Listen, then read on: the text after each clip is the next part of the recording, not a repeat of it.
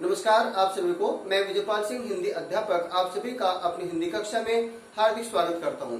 आज का हमारा प्रकरण है वर्णों के उच्चारण स्थान।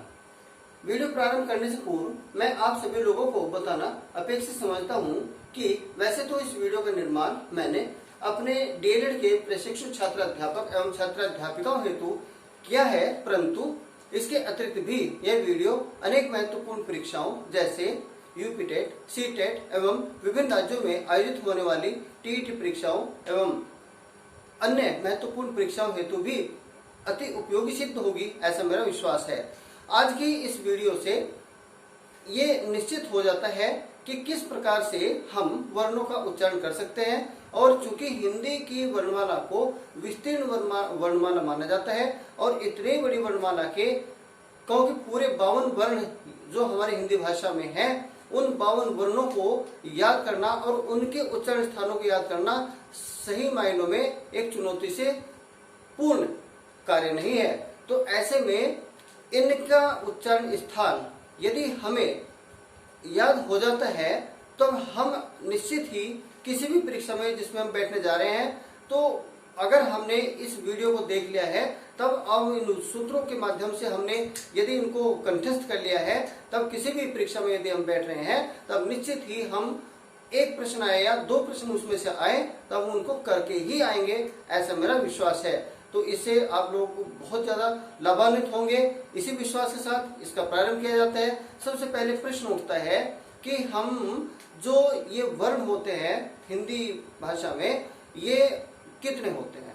तो हिंदी वर्णमाला में अपनी वर्णमाला की जो वीडियो मैंने निर्मित की थी उसमें बताया था कि हिंदी वर्णमाला में 52 वर्ण हैं, जिनमें 11 स्वर हमारे हैं, 25 हमारे स्पर्श व्यंजन है, 4 अंतस्थ व्यंजन है, 4 हमारे ऊष्म व्यंजन है और 4 हमारे संयुक्त व्यंजन है और 2 हमारे अयोगवाह हैं और 2 द्विगुण व्यंजन है।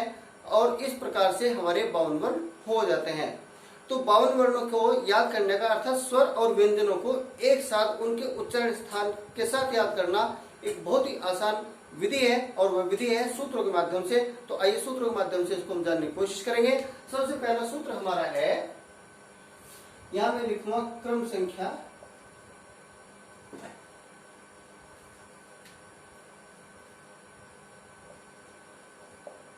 क्रम संख्या, और यहां लिखूंगा सूत्र। इसके पश्चात क्रम संख्या 1 में सूत्र आ जाएगा अकुह विसर्ज नी या नाम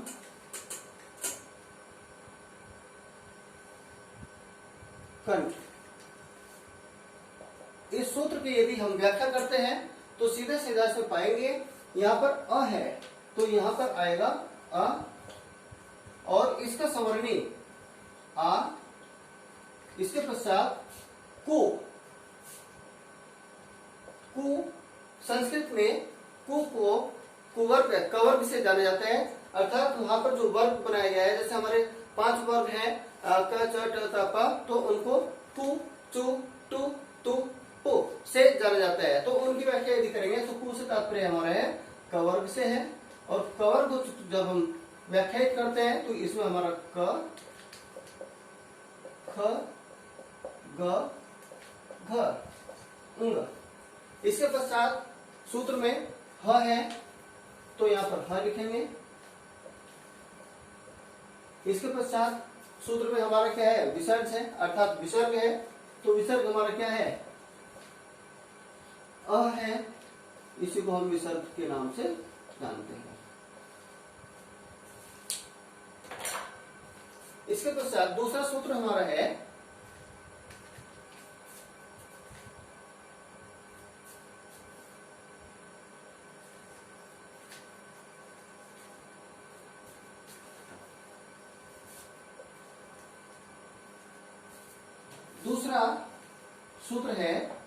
इचु यश नाम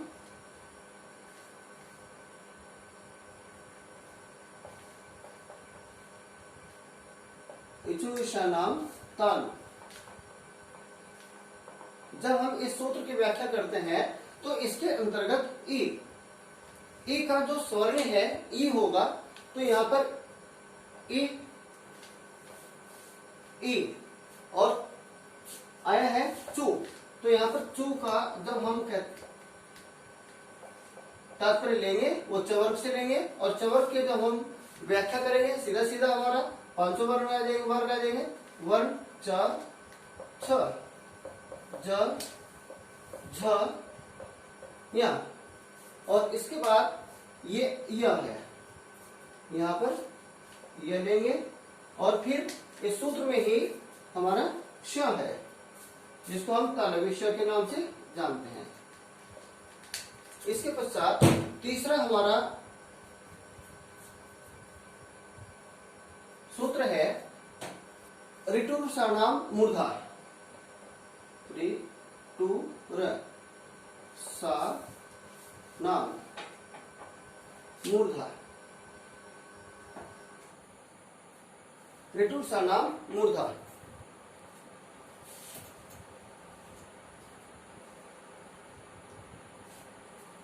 इस सूत्र की यदि हम व्याख्या करेंगे तो यहाँ पर री, टू वर्ग, र, स, और तो यदि सूत्र हमने पक्के याद किए हैं तो हमें कोई दिक्कत नहीं होगी इनके उच्चारण स्थानों को जानने के लिए। तो देखिए हम क्या करते हैं, इसमें है री, ये री है, और इसी का स्वर्ण ये संस्कृत में आता है सीधा सीधा दीर्घ, जिसको कहा जाएगा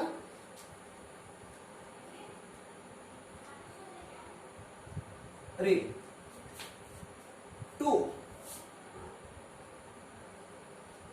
अर्थात टवर्ग, और टवर्ग में हमारा इसके व्याख्या कर लेंगे ट, ठ, ड, ढ, न, ऋटु रसा णा मूर्धा, ण, और ये हमारा र, और ये श। यहाँ ऋटुर साणा मूर्धा, री, री इसका स्वर्ण री, टू टवर, ये सारा ट ठ ड ढ न, और र, और ये हमारा स। और चौथा हमारा सूत्र है लिटुल सा नाम दंता, लिटुल सा नाम दंता। इसमें रे, तू, ल, स ये आ जाएंगे। रे, तू अर्थात तवर्ग हमारा,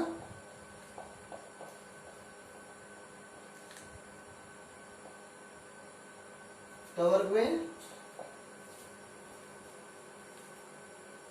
त, थ, द, ध, न, लिटुल स, यहाँ पर ल और स, या इसके बाद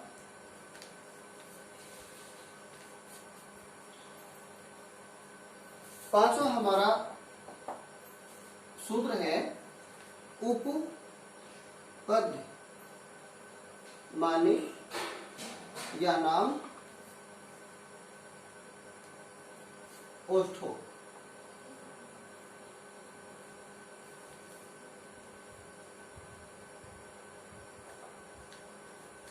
और इसके अंतर्गत हमारे उ,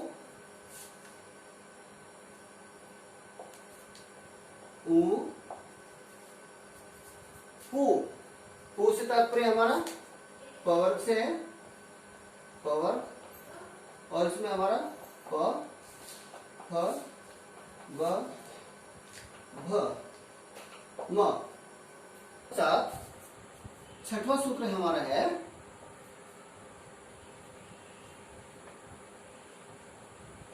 यमंगन नाम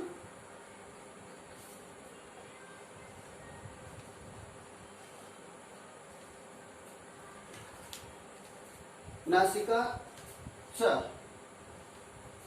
यमंगन नाम नासिका च। इसमें हमारे य, म, ंग, न, ये पांचों वर्ग के अंतिम वर्ण आ जाएंगे सीधा सीधा। य, म, अंग, न, न, ये आ जाएंगे। और सातवां हमारा सूत्र होगा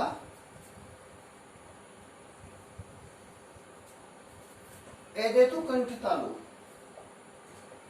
ए दैतो कंठ तालु। इसके अंतर्गत आएंगे ए आई। और आठवां सूत्र होगा हमारा ओदोतो कंठोष्टम,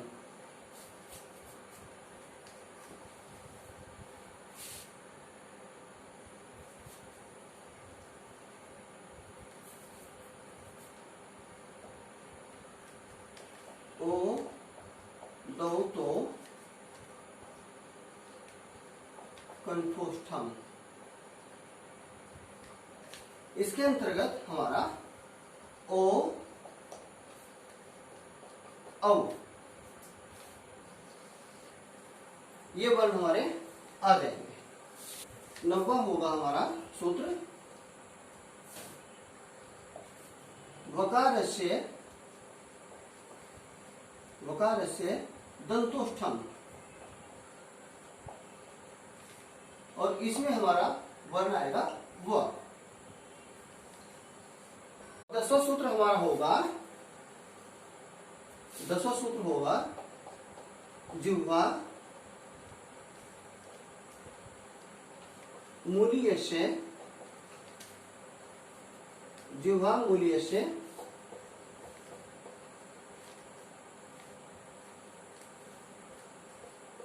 जिह्वा मूलम। और इसका जो चिन्ह होगा वो कुछ इस प्रकार से ख। और 11वां जो अंतिम सूत्र हमारा होगा नासिका अनुस्वारस्य, 11वां होगा नासिका, नासिका, नासिका नु स्वारस्य। और इसमें हमारे आ जाएंगे अनुस्वार। और अनुस्वार कौन सा है? अंग। और जिसका चिन्ह है ये हमारे 11 सूत्र हो गए। तो मैं आप लोगों को यह बताना चाहता हूं कि यदि हमने इन सूत्रों को जो यहाँ पर हमने लिपिबद्ध इनको कर दिया है, यदि हमने इनको याद कर लिया है तो निश्चित ही हम जितने भी बाउन हमारे वर्ण हैं उनको हम आसानी से याद करने में सक्षम होंगे। देखिए इनको हल्का से देख लेंगे। क्रम से क्या है? सूत्र है। पहला सूत्र है हमारा अकुह, अकुह विसर्जनीयानाम कंठा, अकुह विसर्जनीयानाम कंठा। और इसमें हमारा आ का सुवर्ण क्या हो जाएगा? आ हो जाएगा। और ये हमारा क्या है? कु है। अकुह विसर्जनीयानाम कंठा, ये हमारा कु है। कु से तात्पर्य हमारा कवर्ग से है, क्योंकि संस्कृत में इसको वर्ग को कु, चु, टू, तु, पु नाम से जाना जाता है। तो यहाँ पर कवर्ग है और इसमें हमारा क, ख, ग, घ, अंग, ह और विसर्ग ये आ जाएंगे। ध्यान रखिएगा। इसके बाद दूसरा जो हमारा सूत्र है इचो ईशानाम तालु, इचो ईशानाम तालु अर्थात पहला हमारा कंठ से, इसके बाद कंठ के बाद में जो जुड़ा हुआ है तालु है, तो इचो ईशानाम तालु। और इससे हमारा ए और ए का स्वर्णी ई, फिर ये चु, चु यहाँ से तो सीधा चवर्ग च, छ, ज, झ, यम, य, श ये सारे आ जाएंगे इसके अंतर्गत। इसके पश्चात तीसरा हमारा सूत्र है रिटूर सानाम मूर्धा। एक क्रम में है, क्रम है। पहले कंठ से अकु विसर्जनीयानाम कंठा, फिर कंठ से तालु के बाद तालु, इचु ईशानाम तालु, इसके बाद मूर्धा, मूर्धा नाक की सीध में ऊपर ऊपरी छत पर, ये यहाँ पर रिटूर सानाम मूर्धा वर्णमाला में भी मैंने इसको बताया था और यहाँ भी बता रहा हूँ। तो सीधा सीधा ऊपरी छत को हमने मूर्धित क्षेत्र में रखा है इसको। तो इसमें रिटूर सानाम मूर्धा में री, इसका स्वर्ण री, और ये री जो है री का दीर्घ री रूप होगा और संस्कृत में प्रयुक्त होता है। और हिंदी में भी ये जो री का प्रयोग है न के बराबर होने लगा, अर्थात ये हमारी तत्सम शब्दावलियों में ही प्रयुक्त होता है, जो संस्कृत से सीधे सीधे हमने आत्मसात किए हैं। टू, टवर्ग, ट, ठ ड ढ ण र श। देखिए कितना आसान है। ऋतुषाणाम मूर्धा अर्थात री आ गया, टू वर्ग टवर्ग आ गया, र आ गया, श आ गया। इनका अगर ध्यान है तो इस प्रकार से बहुत ही आसानी से सीख जाते हैं। चौथा हमारा है ऋतुषाणाम दंता लृ टू तवर्ग त थ द ध न। याद करने की जरूरत नहीं, सूर्य याद करना है। ल यहां से आ जाएगा, लृ हो गया हमारा, ये आ गया, और तू हमारा तवर्ग हो गया सीधा सीधा। इसके बाद में स है हमारा, स ये यहाँ पर स हमने ले लिया, स ले लिया। ऋतुषाणाम ये ल है तो ये ल, उसके बाद में स आ गया। इसके पश्चात पांचवा है उपपद्यमानीय नाम ओष्ठो। उपपद्यमानीय नाम ओष्ठो, इसमें उ का स्वर्णी अर्थात दीर्घ रूप होगा उ, इसके बाद उ अर्थात वही वर्ग हमारा प फ ब भ म। इसके पश्चात छठवां हमारा सूत्र होगा यमंगल नाम नासिका च। यमंगल नाम नासिका च, और इसमें य म अंग न ना न, और ये नासिका से इसका उच्चारण होगा, ये होगा हमारा य म अंग न न। इनका उच्चारण नासिका से होगा, नासिका अर्थात नाक के द्वारा। इसके पश्चात सातवां हमारा होगा एदे तो कंठ तालु। एदे तो कंठ तालु, ए और आई, ए और आई ये हमारा कंठ और तालु से दोनों के संयोग से इसका उच्चारण होगा। इसके पश्चात आठवां हमारा सूत्र है ओदोतो कंठोष्ठम। ओदोतो कंठोष्ठम अर्थात ओ और औ, ओ और औ का जो उच्चारण होगा हमारा कंठ से और ओष्ठ से, ओ औ, इस प्रकार से। नौवा है वकार से दंतोष्ठम। वकार से दंतोष्ठम अर्थात जो वह है इसका जो उच्चारण होगा हमारे दंत से और ओष्ठों से होगा वो, इस प्रकार से। दसवां हमारा है जीवा मूल्य से जीवा मूल्यम अर्थात जीवा के जो मूल से एकदम जिनका उच्चारण होता है जैसे क ख, इस प्रकार से। और सीधा सीधा हमारा जो 11वां अंतिम है नासिका अनुस्वार से। देखिए यहाँ पर मैंने क्या लिखा है, नासिका करके इस प्रकार से एस टाइप बना दिया है। ये जब हम इस संधि का नियम लागू हो जाता है, जहां पर हम अ को जोड़ना चाहते हैं तो वहां पर सीधा सीधा, और आकारांत के बाद में आ रहा है तो जोगा तो हम इसका एक ये चिन्ह बना देंगे, और फिर ये आगे अनुस्वार से उच्चारण इसका वही होगा, आई होगा। नासिका अनुस्वार से अर्थात नासिका अनुस्वार का जो उच्चारण होगा वो भी नासिका से ही होगा, नासिका से नाक से, जिसको हम अनुस्वार नाम जानते हैं। तो हमने आज की वीडियो में क्या देखा, देखिए बड़ी सीधी सी बात है। मैंने पहले बता चुका कि किसी भी परीक्षा में, चाहे वो किसी प्रकार की परीक्षा हो, उच्च स्तरीय परीक्षा हो या आपकी ये डीएलएड की परीक्षा हो, यूपी टेट, सी टेट इत्यादि कोई भी परीक्षा हो, उसमें उच्चारण स्थान जरूर पूछे जाते हैं। दे देंगे कि ये टू अर्थात ट है, इसका उच्चारण स्थान क्या होगा, तो तालु दे देंगे, यहाँ पर तालु दे दिया, मूर्धा दे दिया, कंठ दे दिया, दंत दे दिया। और फिर यदि आपने सूत्र याद किए हैं, सूत्र कितने हैं, अकु विसर्जनीय नाम कंठा, ध्यान लीजिए एक बार और देख लेंगे। अकु विसर्जनीय नाम कंठा, इचुई शानाम तालु, ऋतुर शानाम मूर्धा, लितुर शानाम दंता, उपपद्यमानया मोष्ठो, यमंगणना नाम नासिका च, एदे तो कंठ तालु, ओदो तो कंठोष्ठम, वकार से दंतोष्ठम, जीवामूली से जीवामूलम, वकार नासिका अनुस्वार से। तो मैं ये बताना चाहता हूं आप लोगों को, यदि आपने इनको गीत गा करके भी याद कर लिया, 2-4 बार इसको एक आध बार वीडियो को देख लेंगे, इसके बाद इसका ये नोट सुना लेंगे, जब आप इनको सूत्रों को गा गा करके देख लेंगे तो ये इसकी व्याख्या यहीं से कर लेंगे और इसकी व्याख्या यहाँ कर लेंगे, तो सारे इंडेक्स जो सारणी है ये आपको कंठस्थ हो जाएगी। ये तालिका जो बनाई गई है कंठस्थ हो जाएगी।